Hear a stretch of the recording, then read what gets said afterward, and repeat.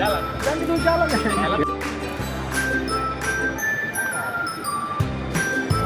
Ini Ya, Ede. AED. Kalau dari sananya jatuh.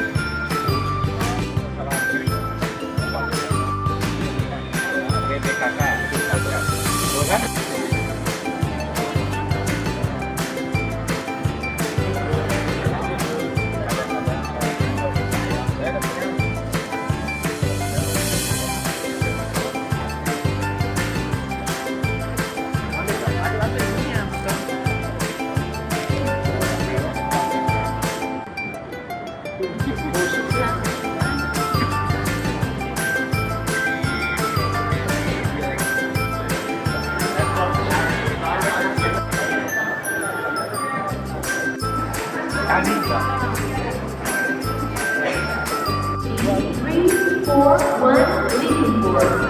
Mengantisipasi arus mudik, arus balik situasi Lebaran tahun 2024 ini, Bandar Udara Sultan Hasanuddin menyiapkan ya P3K mobile pakai motor listrik roda 3, dan ini untuk memberikan layanan yang cepat bila mana ada pelaku perjalanan atau penumpang yang butuh pelayanan medis lebih mudah aksesnya.